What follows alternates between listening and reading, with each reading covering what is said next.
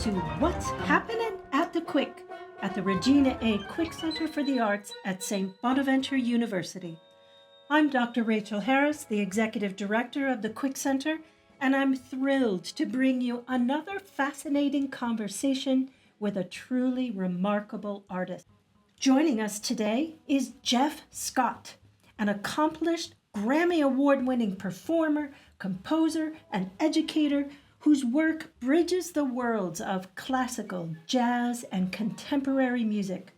Jeff Scott is widely known for his 28-year tenure with Imani Winds, a groundbreaking ensemble that has redefined the wind quintet's role in modern music. Beyond his work as a performer, Jeff is a celebrated composer whose works span chamber music, orchestral compositions, and jazz-influenced pieces.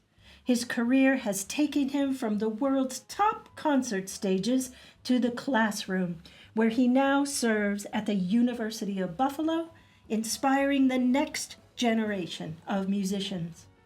Today, we will explore his career, his approach to composition, and the power of music to tell stories and transcend genres. Jeff, welcome, and thank you so much for being here. Thank you, Rachel. Thank you for having me. You have such a diverse musical background: classical, jazz, contemporary. All these influences come through in your work. How did your musical journey begin, and what led you to embrace such a wide range of styles? Great first question. I get asked this question a lot, and I love telling the story. I grew up in Queens, a little bit of Brooklyn, but mainly Queens, New York. Uh, my best friends on the block where I grew up were a Jewish fellow by the name of Jody. My other best friend was Puerto Rican, Louis. And I had two Haitian friends, George and Gavin. And you can't help but be influenced by what, your environment. I sat Seder. I went to merengue parties. I went to everybody's big event for Christmas, whatever it has. You absorb their culture, their food, their music, the way their parents yell at them. You absorb all that stuff. And then when you go out into the world, you kind of want to always be surrounded, hugged by all of that influence. And so when I set out to do music, and particularly when I set out to do classical music, I was actually put a little bit in shock that, the further up the chain I went in my musical career, the less I heard of all that other influence.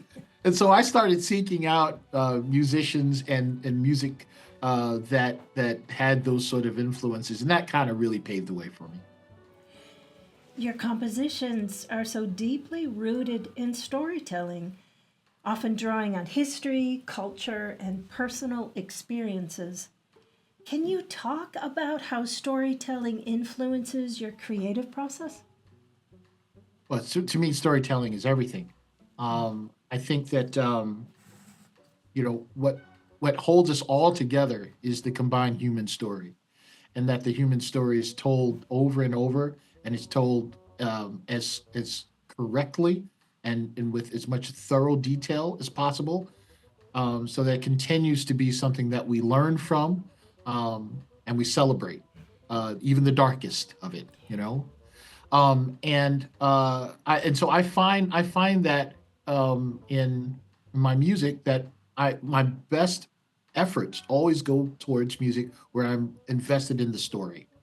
And so 90% of everything I've written has some backstory to it, yeah, historical, familial, or something that's happening currently. It always has some story, some sort of story. One of your most celebrated works is Passion for Bach and Coltrane, which blends Baroque music with jazz. What inspired that piece, and how do you approach blending two seemingly different musical worlds? Well, I have to first say that all of the influence came from the spark of it, came from the poetry of A.B. Spellman. A.B. Spellman is a celebrated poet, jazz critic, and was a leader in the NEA for many, many years. And he also is the father of the oboe player in Imani Winds, Ah, Toyin Spellman. About 11 or 12 years ago now, AB gave all of us in Imani Winds a copy of the latest poetry he had written. And I have to admit, I've never been one to read poetry. I read novels, but I never really was much of a poetry reader. But here was this book of poems, and it sat on my desk for about a year or so, and then I just pulled it out. I said, I'm going to do some summer reading. I had better read some of the poetry that this kind man gave me. I read, it had to be 3 or 4 poems. By the time I got into the middle of the third or fourth poem, I put the book down and I immediately emailed A.B. Spellman and said, Mr. Spellman, I don't know what we're going to do, but we have to do a project together. I'm just hearing sounds and music, and it's all coming out of this amazing book of poetry that you've written. And that was the impetus to everything. so collaboration has been a huge part of your career, from performing with legendary jazz artists to writing for orchestras and chamber ensembles. I'm curious, what do you look for in a collaborative project? Autonomy. I definitely don't claim to be the smartest bulb in the room. And anything that I've ever attained in life that I can call good, I got because of some sort of help, some sort of collaboratory a process with someone who is as smart or smarter than I.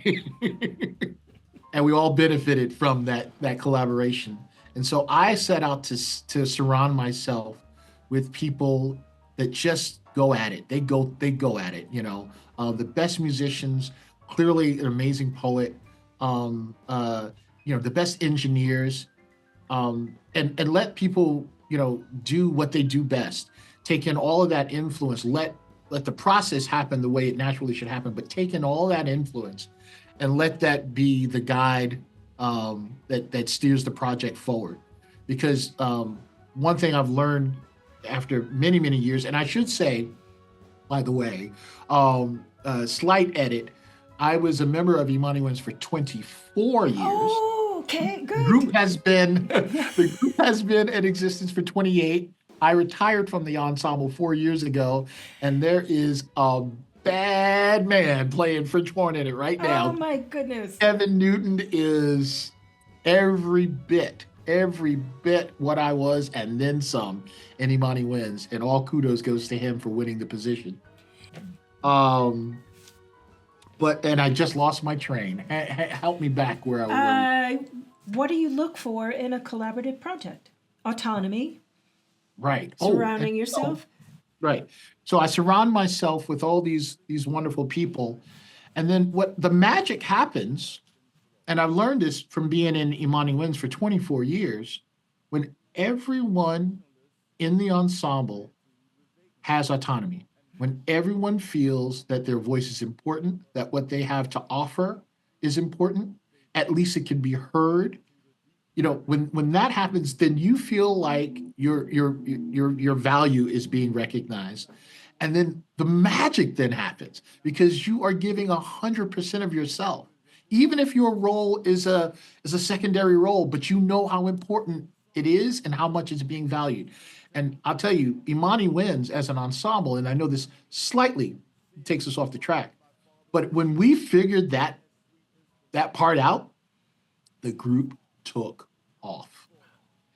And it wasn't until we figured that out that the group took off. We were kind of, there were some quieter voices in the ensemble, and the stronger, more outspoken voices kind of led the way.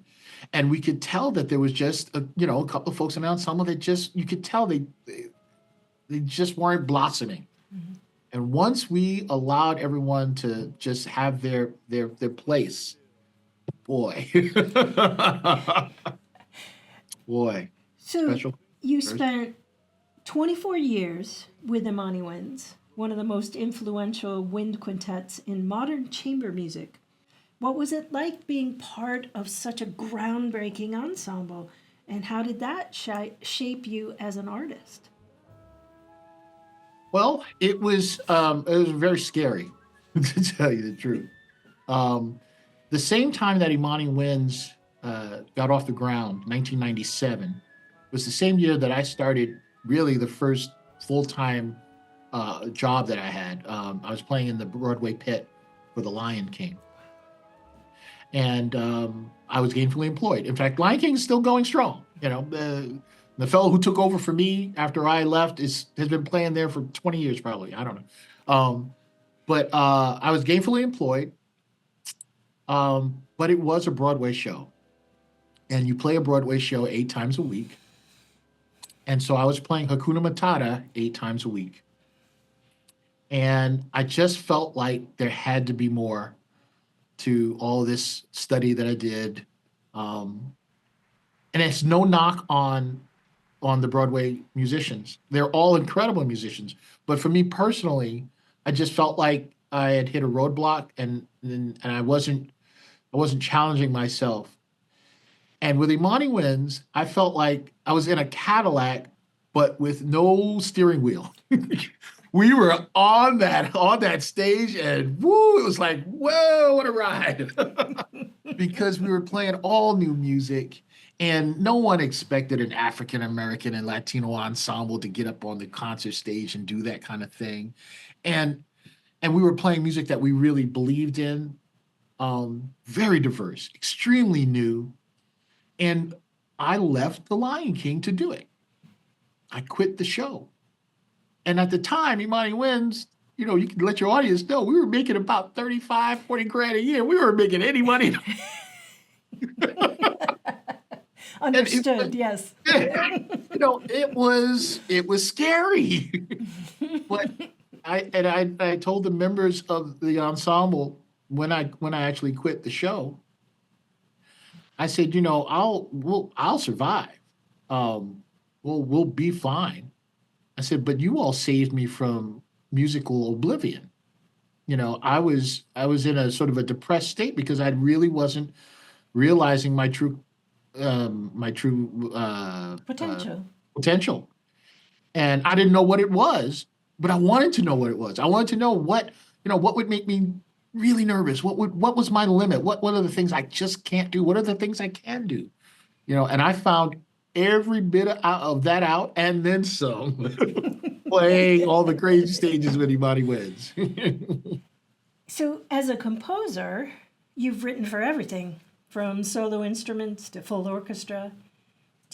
I'm curious, do you approach composing differently depending on the ensemble? Or is there a common thread in your writing? You do sometimes have to approach things differently. When I was in the ensemble with Imani Winds, it was a very special sort of collaborative thing. They were there. I call them the best lab band anyone could have. We rehearsed in those days. We would rehearse 3 to 5 times a week. I should say 3 to 5 days a week, and each day twice a day. It was called 10-1, 2 to 5, 10-1, 2 to 5. And I could bring in 20 bars, 15 bars of something I was sketching out, and I could put it on their stands and get immediate feedback from the best musicians. And I always said that, if I brought in a chart and it didn't sound good, it likely wasn't because the band was bad. It was probably bad music. So, you got instant feedback. And so there was that experience of just having that sort of, workshop sort of environment. And then there's when you're being commissioned from the outside, you very rarely getting the opportunity to work that closely with an ensemble, which was not the case with Atlantic. Atlantic, we were, boy, I tell you, we were every step along the way, mainly because the project was a very personal project for Of me, and I course. wanted specifically to work with them and to work closely with them.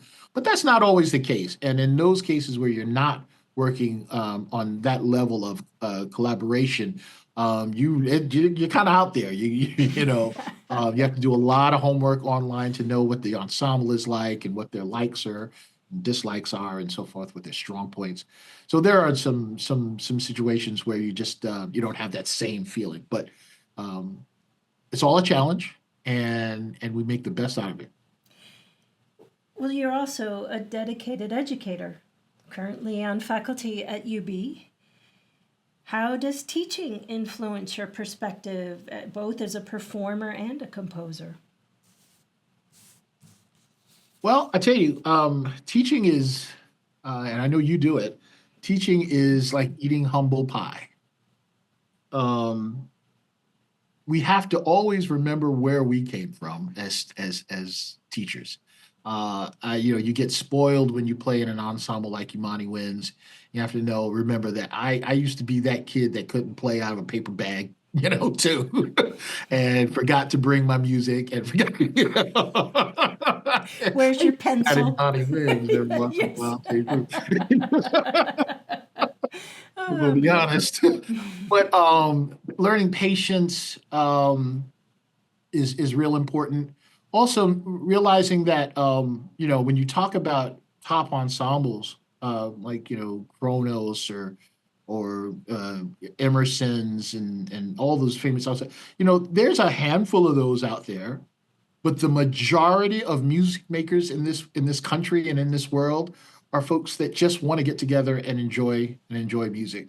And even if they have a certain level of skill, there is that very, very top percent that plays at that level. And so when you're writing your music, and boy, just a memory that I have in the back of my mind of a very dear friend saying, be careful not to write a bunch of Smithsonian music that you write one time that'll live in one recording somewhere because it's so bloody hard that no one even wants to Attempt it, yes. even attempt it, you want your music to be celebrated and performed over and over again and liked and sung and whistled and so that's what teaching has taught me is to really remember where I came from and that I write this music for people to enjoy, for audiences to enjoy. And so, I'm not saying dumb it down, but just write music that people want to play, you know? And so you play the horn, and let's talk about brass musicians a little bit. They often face unique challenges in chamber music settings. What drew you to chamber music, and what advice would you have? This is one of my favorite questions. What advice would you have for young brass players looking to explore this field? Wow. Well, what drew me to chamber music goes back to the idea of challenging myself as a musician. I knew pretty early on that I really didn't have that patience to shed playing, through excerpts and taking audition after audition for an orchestral job.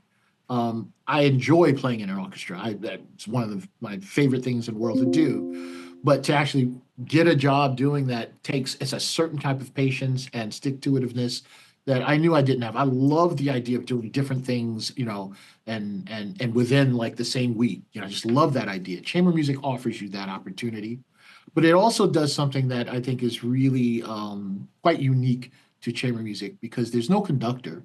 And so when you're performing, you're bringing so much of your own personality out. And boy, does chamber music expose who you are. Oh my goodness. You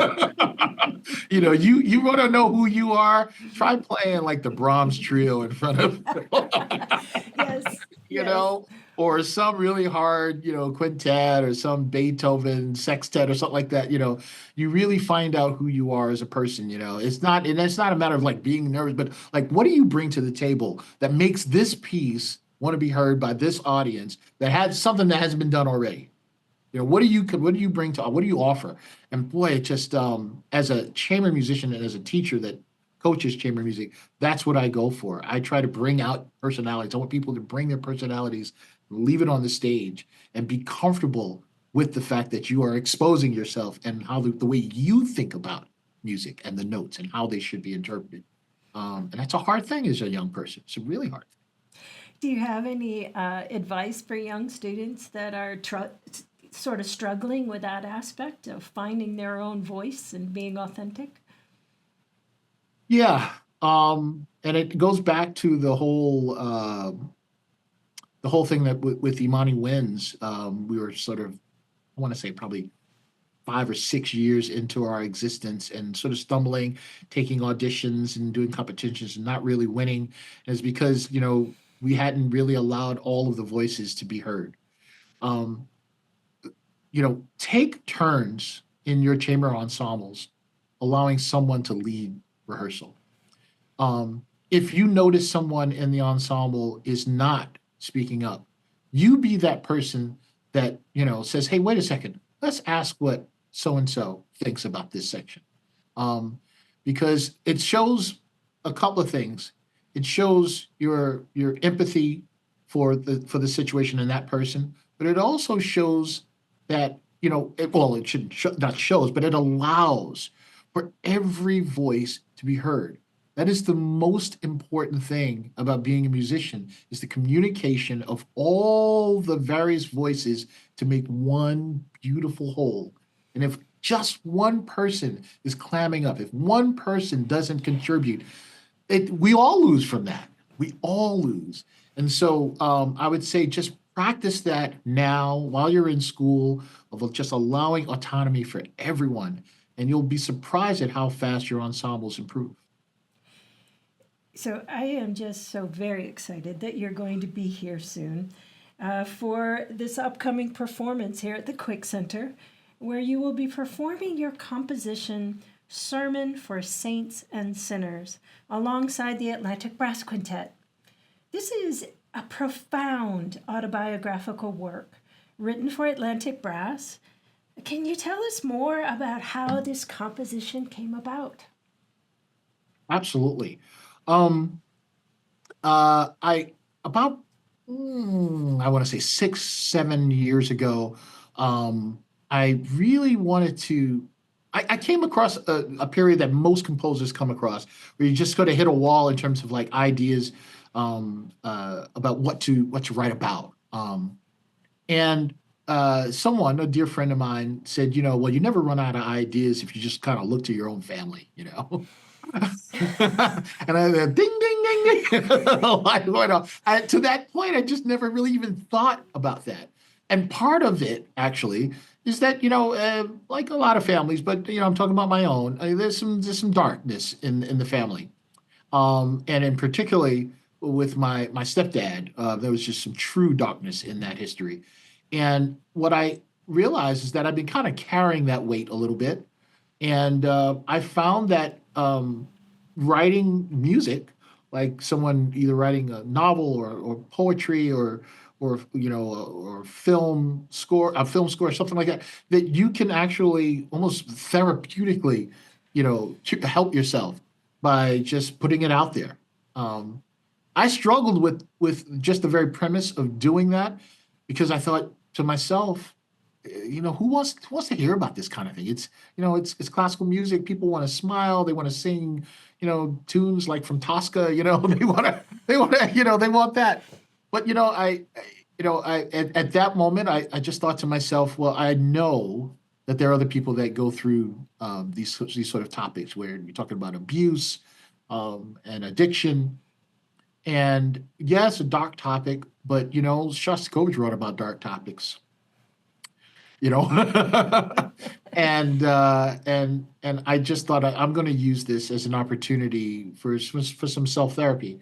And what ended up happening was this music just kind of just fell out of me. I mean, I won't say it was an easy write, but it was an easy ride because it really was, coming from me. Now, I did also collaborate again with A.B. Spellman. Mm, And what I did was I had a series of cups of coffee with AB where I just told him my youthful story, and he turned that story in its raw form into this artful set of poems. And again, he hit a home run. wonderful. I agree. I agree. This is one of my favorite pieces that you and Atlantic do together. Thank you. So I wanted to just touch bases specifically on this question. Is there anything else that you would like us to cover? Because this is the major piece that you're doing here at the Quick Center. Yeah, I think the one thing that I guess, in performing this piece that I've always wished we had time to do is to actually connect with audiences because I think the subject matter is so profound um, that I know it touches people in a certain way. You can see it on their faces. And so I would open up to anyone that if you were so moved that you wanted to speak afterwards directly with me, I'd make myself available in the lobby area. If you wanted to contact me afterwards and, say something about how it affected you, or if you want to share any personal stories, I'm open to that. Because what I have found in the brief opportunities that I've had after these concerts, people are just incredibly moved by this Yes. by the story, Yes. and I would definitely avail myself to answer questions or share stories. That is very kind. I am definitely going to put that word out there for Yep. you. Thank you. So, as we look at your career, gosh, you've had so many incredible experiences performing at major concert halls, composing for renowned ensembles, mentoring young artists.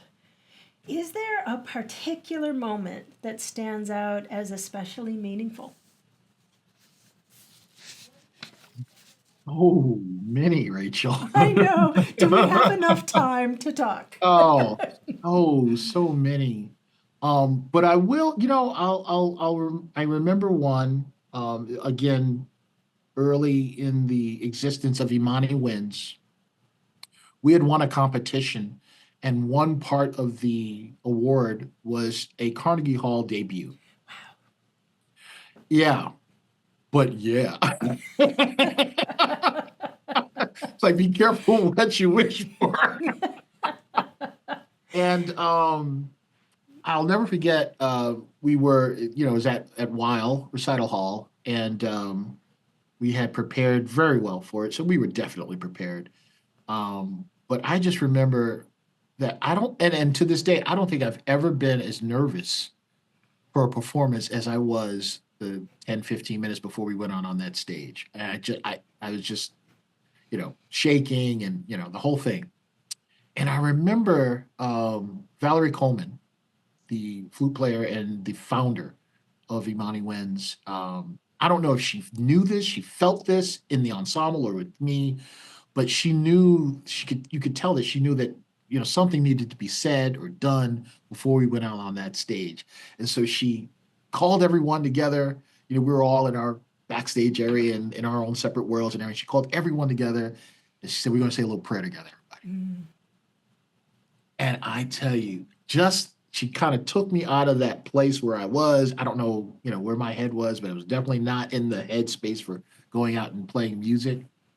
And she reminded me that we were all in this together, mm-hmm. you know. And I tell you that that that showing of leadership and kindness, and reminding everyone in the ensemble that we got to this place together. We're going to get through this together. That did it. That I went out there and I I still don't remember what happened that night. People tell me it was a good concert. Exactly, you exactly. know, but it went a long way in helping me and the rest of the ensemble just kind of go out there and do our thing. And I'll never forget that night. So, for audiences who may be discovering your music for the first time, What do you hope they take away from your performances and compositions? Um, I would say a personal aspect to it. Again, I write music based on stories, on real people, on my life, on things that I think are important historically and currently. And I do it in a unapologetic way where I introduce all the influences that I grew up with. Um, so I love classical music. Give me some Brahms and Beethoven. I love it.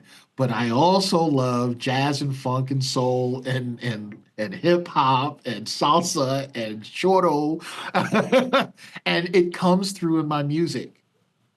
And it comes through in a way that I feel personally is organic. And I guess what I would want people to take away is that there's a place for all of that on the concert stage. So you've spoken about the importance of increasing diversity in classical music. How do you see the landscape evolving? And gosh, what still needs to be done? What needs to change? And now you talk about having a long conversation. We are in an incredible space now where the tectonic plates are sort of shifting, and you're hearing a lot from voices that you might not have heard from, say, 20 or 30 years ago. And that is a very special thing. But I will say that it's a delicate time because there are forces that would prefer that not be the case. Mm-hmm. And so, as a musical community, if you are enjoying the sort of, I don't know if I can call it a renaissance, but if you love what we're going, this period that we're this shift that we're going through, you have to fight to maintain it. Yeah. If you are presenting organization, stick to your guns when it comes to DEI. If you are an ensemble that commissions, make sure you commission women and people of color.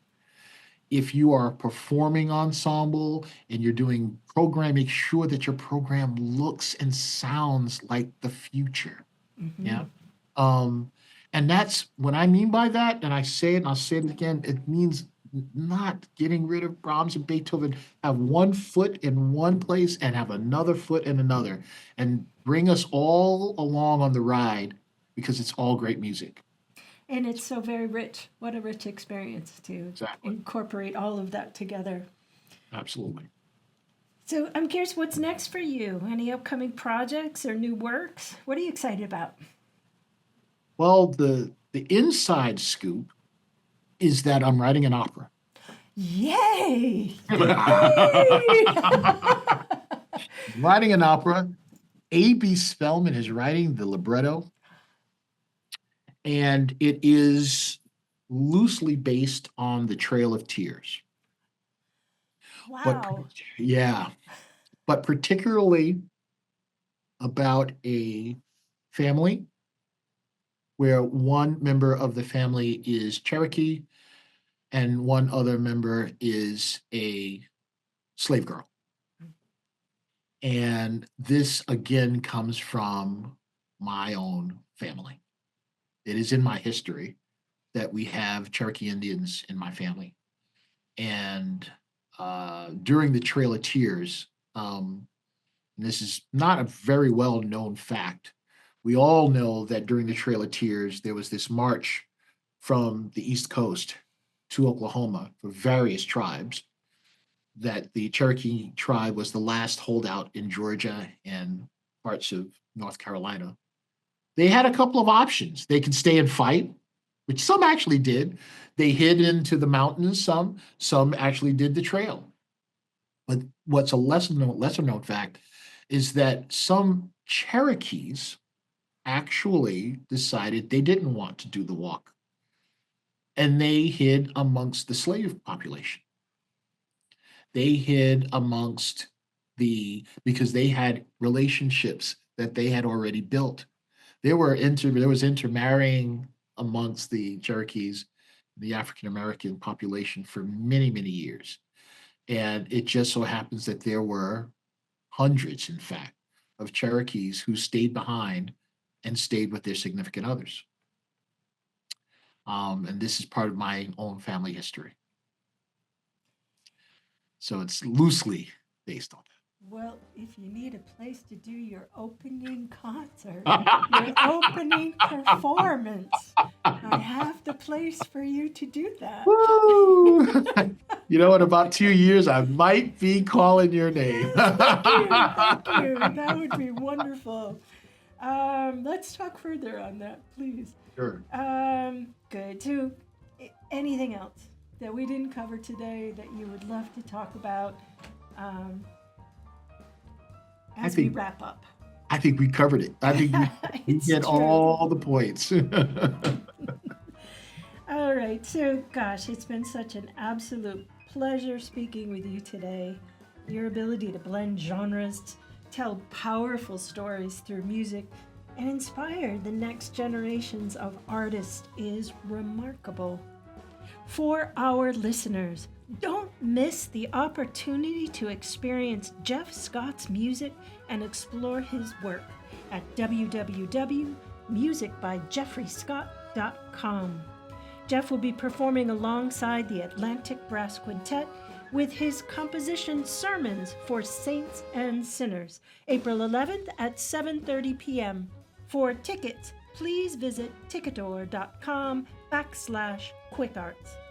Thank you again, Jeff, for sharing your time and insights with us. And to our listeners, we hope to see you at the Quick Center soon. Thank you for joining this episode of What's Happening at the Quick. Until next time, take care and keep supporting the arts.